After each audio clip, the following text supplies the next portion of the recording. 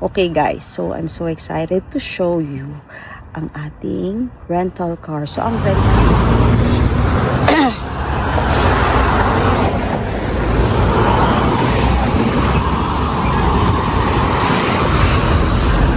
believe just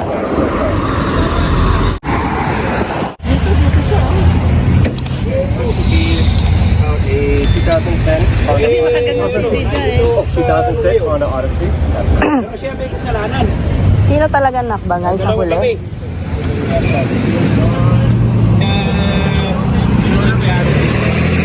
Sa banggang. Kayo po ang binangga niya? Oo, binangga kami. Walang niya kung dire-diretso siya eh. Na sumagit ang ulo ko ah. Oo, Pilipino kami. Ha? Ang lakas din sa akin. Lakas na tama din eh. Sa akin talagang nag-spark ang ulo ko eh. Umatras kayo o na-forward kami? Hindi, kayo naka-forward. Gano'n Ang lakas ng... Hindi, nag-go ka pa eh. Hindi ka pa nag-go? go.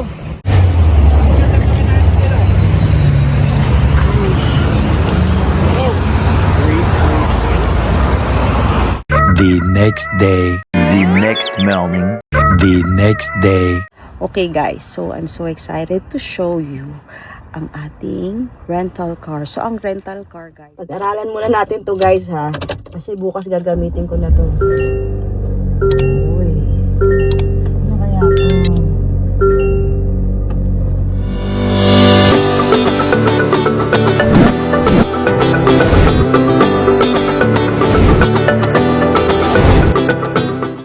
Hi guys! Welcome back to Jill in Can. Another day, another buhay. Canada tayo. So ngayon nga ay nandito tayo sa bahay. Nakarating na tayo from work.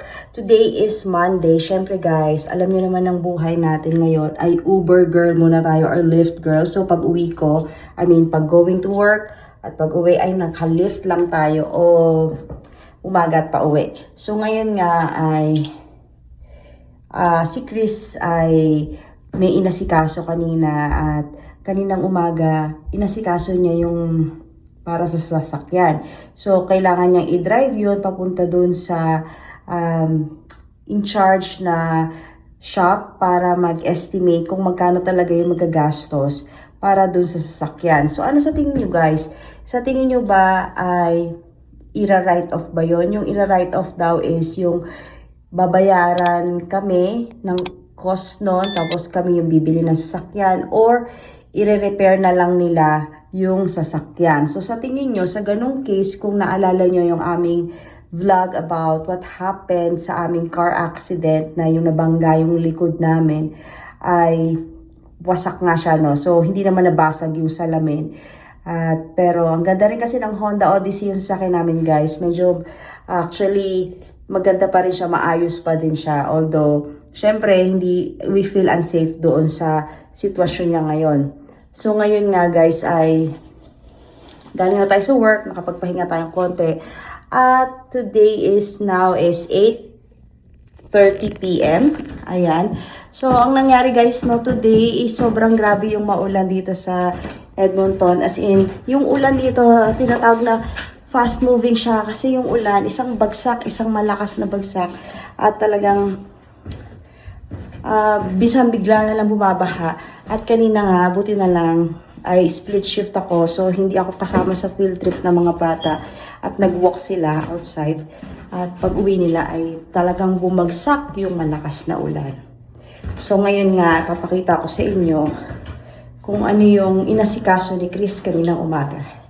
So, let's go guys. Inasikaso ni Chris ng pagdala niya ng kotse kanina ay yun nga malalaman natin kung doon sa gagawin nila.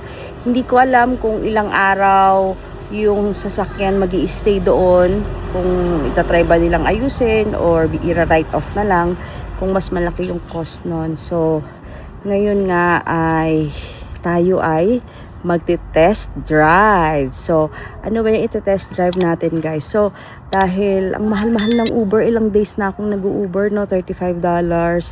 Tapos, minsan, $29. dollars pa uwi, 22, 28, ganong range. So, sobrang lakas, ay, grabe, nakakasilaw. Ayan, pa-sunset na guys. So, kanina nga ay nakuha ni Chris yung rental car na tinatawag. So, dito guys, ang nag-uusap talaga ay insurance to insurance, as long as importante, pag nabangga kayo, kailangan makuha mo talaga yung insurance ng mga involved na sasakyan, yung registration, yung driver's license, and then insurance to insurance na yung nag-uusap dun guys. At kaya wala nang away-away, bahala na sila mag-usap dun. Pero syempre, kailangan alam din natin kung anong nangyayari. So, ayun. So, si Chris naman ay hands-on din naman nun. Grabe yung mga lamok ngayon guys, ang lalaki talaga. So, hands-on din naman si Chris doon. So, ngayon nga ay ang aming insurance is a third-party liability lamang. So, hindi siya yung two-way. So, dahil siguro old car din naman, kaya mas advisable na rin na third-party liability. Yeah, so wala akong masyadong alam dun guys, but I'm just telling you some of the information na sinabi sa akin ni Chris, ganun. So, alam ko marami kayong alam guys, so comment down below kung ano yung mga other information na pwede nyong may add tungkol sa mga ganitong situation. Okay guys, so I'm so excited to show you ang ating rental car. So here is the rental car. So sedan lang to guys. Nahirapan yung company na maghanap ng 7-seater car na rental. Kaya ito ay sedan lang. Pero okay lang naman kasi ano lang naman to, hindi naman pang matagalan. At for this, ano lang naman to, short time. So ito ay isang Toyota Corolla na black. So titingnan natin dito. Ito ang ating susi. At buksan natin. Nice, we go. Oops. Wow. So, test. So,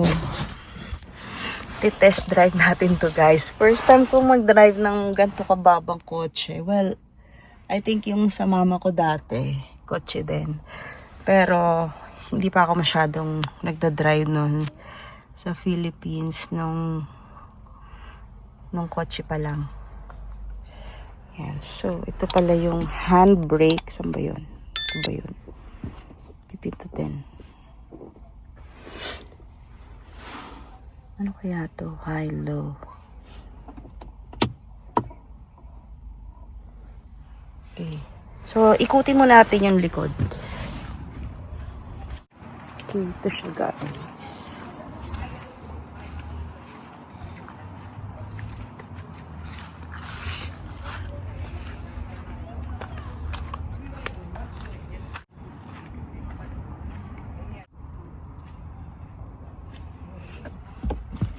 Ito guys. Yan ang ating manibela. Okay. Diba? Malinis. So kasama to guys sa insurance. Yan. Toyota Corolla. Ano ba to? So ganun. Okay. Start na natin. Pag-aralan muna natin to guys ha. Kasi bukas gagamitin ko na to. Uy. Ano kaya to?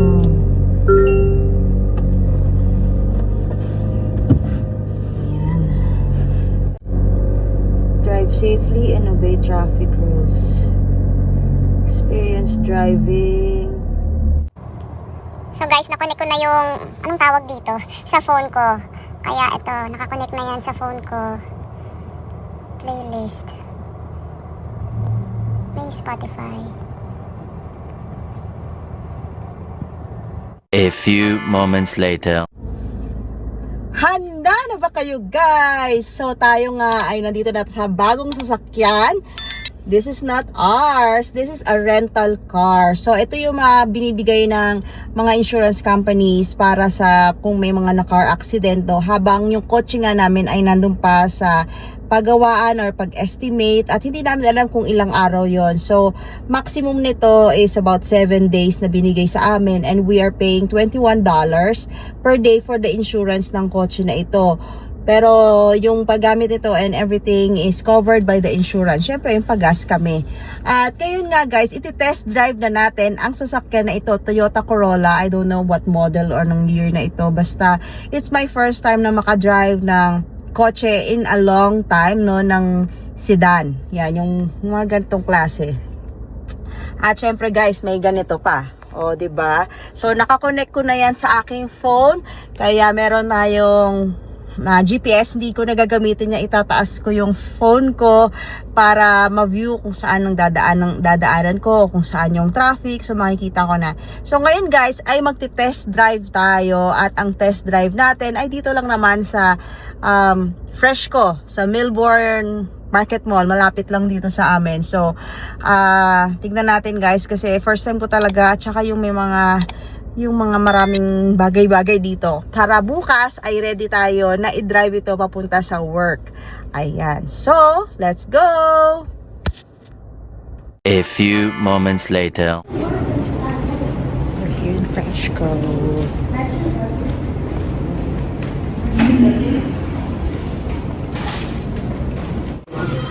Ito yung pambaon ni Sofia.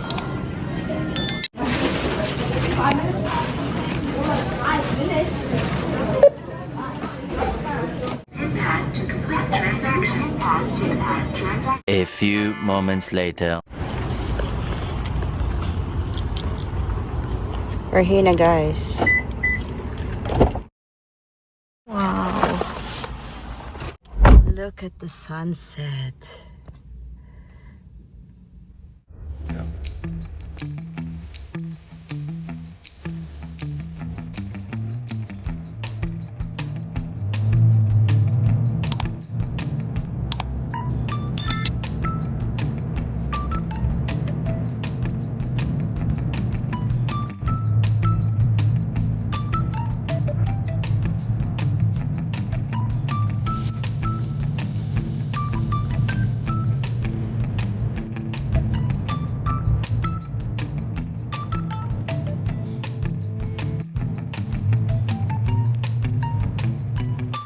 So guys, sabi kasi ni Chris, mag-practice pa ako. So ano na ngayon, 9:35 na at nandito tayo sa Superstore. Wala naman tayong bibilhin guys, pero nag-drive lang ako papunta dito. At wala na kasi masyadong sasakyan. Pero at least na-try natin, no? At ang sarap ng feeling mag-drive ng ang smooth ng kotse na to. Parang ang sarap niya talaga guys.